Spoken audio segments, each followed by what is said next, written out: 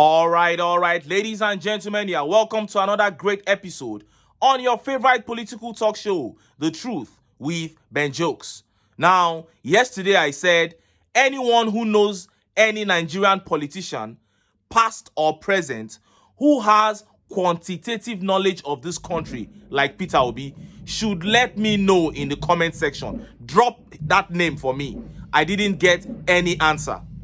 When it comes to the rate of inflation, the land mass of all the states in this country, the rate of poverty, rate of unemployment, name it. This man is a master of it all. Others don't even know these things, but this guy is a master. And not only does he have the figures, the knowledge of the problems and how to solve them, he can also predict how bad things will become in the future if we don't take certain actions. During the campaigns, he was saying that northeast Nigeria was at a risk of severe hunger, famine. Some people came out and said he was saying it because he didn't like the north. Now the whole world, World Bank, IMF, everybody's talking about famine in northeast Nigeria. And recently, he took a position against the Tinubu administration on a certain matter. And the Minister of Information, Mr. Idris, came out and began to criticize Peter Obi's position, defending the government. But something stunning happened. A northern APC governor who was present at that same gathering got up when it was his turn to speak, and he said, no, Peter Obi is right on this matter. We may not want to admit it, but he's definitely right. Before I show you how that happened and how Nigerians reacted, let me quickly share this update. Now, we have been talking about cutting the cost of governance, and a jury in Galale came out few months ago to announce that Tinubu had decided to reduce the number of people that will be traveling with him anytime he's traveling within the country and outside the country in a bid to cut down the cost of governance. And journalists began to watch out for that promise to see if they were going to keep it. And the first place he traveled to was Imo State. And journalists came out to say that that promise was not kept, that so many unnecessary individuals traveled with him. And after his recent visit to Qatar, Ruben Abati came out and completely humiliated his sons, Sheyi and Yinka Tinubu, who went with him. Look at how the papers reported it. Sheyi, Yinka Tinubu hanging around presidential villa like jobless invalid, Abati. A former aide to ex-president Goodluck Jonathan, Ruben Abati, has slammed sons of Tinubu, Sheyi Tinubu and Yinka Tinubu for hanging around the presidential villa like jobless invalids.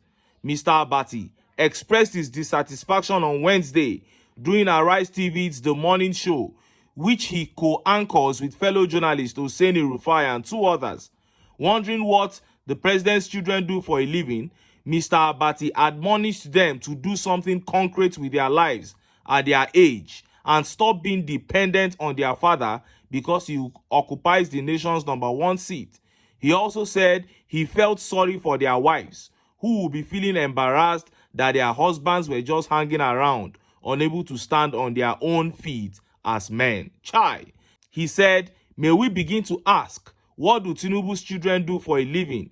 I don't know specifically how old they are, but looking at them, by the time I was their age, I was doing something concrete with my life. I got a PhD at 24. I wasn't depending on any father. People must get to a stage in their lives when they will hold themselves together. I don't want adults behaving like invalids, hanging around just because your father is in a position. All these children of privilege sometimes overdo it, and these are boys that will probably have wives at home. Some of these girls, what they go through is very embarrassing. You can't have a husband that's just hanging around, that cannot stand on his 2 feet as men. Mr. Abati's statement comes after Tinubu's sons, along with other dignitaries, recently followed him to an official trip to Qatar. Chai! Honestly, I have never seen Abati this brutal. And look at how Nigerians reacted. Let's take a few of the tweet reactions. This tweet by Engineer Shaibu says, this one enter. Tinubu raised spoiled and jobless kids. Oh! And Nero here says, Dr. Abati ripped these jobless individuals to shreds. I couldn't hold my laughter. I literally peed on myself. And Bucci here says, laugh out loud, but they are jobless. We said all these during the campaigns. Now, I don't want to just, say certain things, but honestly, I can tell you with all assurance that there are certain things that we have come to accept as normal or that we are indifferent about that will be seen as very, very wrong and will never be happening under a man like Peter Obi. Now, let us look at how that northern APC governor defended the position of Peter Obi against this administration at that ceremony. Now, it all started when Ukraine sent food as aid to northeast Nigeria because of the famine there. This is the same famine that Peter Obi predicted during the campaign. Now, the famine don't start, and Ukraine, where then they fight war, now sent grains as aids to Nigeria. And Peter Obi came out to say, Haba, this is disgraceful. This is failure of government. And the Minister of Information, Mr. Idris, came out at the Leadership Award ceremony that was held in Abuja yesterday. And he said this. FG replies Obi, says, Nigeria's acceptance of grains from war-torn Ukraine, not sign of failure.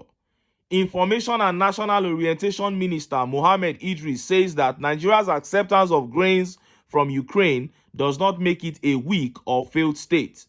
At the Leadership Annual Conference and Award 2023 on Tuesday in Abuja, Mr. Idris explained that Egypt also receives 60% of its grain from Ukraine, and that does not make it a failed state. The fact that we are having challenges at the moment does not make Nigeria a failed state, said the minister. Therefore, accepting grains from Ukraine does not make Nigeria or Egypt failed countries.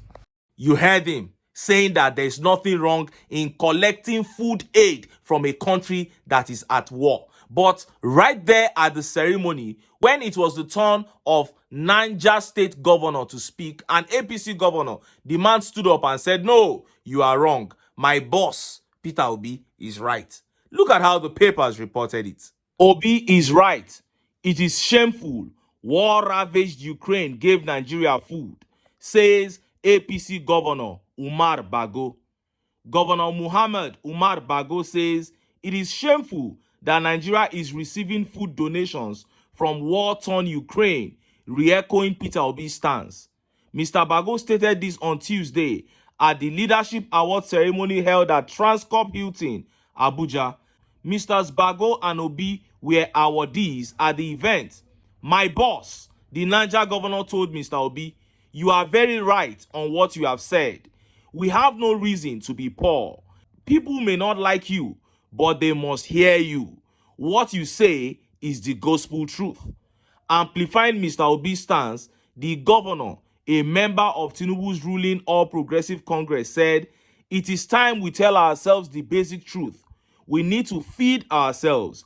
It is a shame for people like Ukraine in war to be giving us food. He further said, Nigeria needs to be productive. You cannot be out of poverty unless you start to produce. I am not an advocate of handouts and palliatives. I don't believe in it. Last week, the Ukrainian government donated 25,000 tons of wheat as emergency food assistance to 1.3 million vulnerable, crisis-affected people in the northeast amidst rising inflation and food price spikes. But Mr. Obi said it was disheartening and a national disgrace that war-torn Ukraine is donating food to Nigeria. And look at how Nigerians reacted to this northern APC governor backing Obi's position. Let's take some of the tweet reactions. And this tweet here by Naira Exchange says, this APC governor is bold to say the truth. I hope they don't come for him. And this tweet by Omoba Aremu says, Obi is always right. Oh, Adekunle here says, we don't need him to come tell us though. We already knew Obi was right, but tribal politics won't make us see. Shame on the APC. And Temitokpe here says, finally found someone connected to APC who can say the truth for once. I was shocked too, because all these guys do is lie. Imagine the Minister of Information coming out to say that it is good for us to collect grains from Ukraine, who is at war, because Egypt is collecting. You have not considered the climatic condition of Nigeria, how it favors agriculture. We have one of the most agri-friendly climates in the world. Our soils are some of the best in the world. And you are comparing us to Egypt because they've collected grains. You say Nigeria should go ahead and be collecting. What a shame. And this tweet here says, thanks for admitting the truth. Famine only exists when there is an outbreak of disease or when a people is at war. We have no reason as a nation to be ravaged by famine at these times. The corruption of APC has pushed us to this point. And this tweet here says, this is what we should be doing, saying the truth no matter what. Sentiments have finished us in this country. A country at war sending food to Nigeria. Our leaders are just shameless. Shameless to the core, my brother. And finally, this tweet by Olajide says, Nigeria has been at war since 2015. APC is dealing with the poor masses ruthlessly. That's another great way to look at it. These guys are dealing with Nigerians, and it is safe to say they have brought war upon the people of this country. And that is why I keep saying, for Nigeria to gain the freedom that they so desire, they must come together and kick these guys out of power. But until then, make I still enter town. Make I go get some ogbonge political news wey una go like. Why? Because of una. Now I dey here. So don't go away. Don't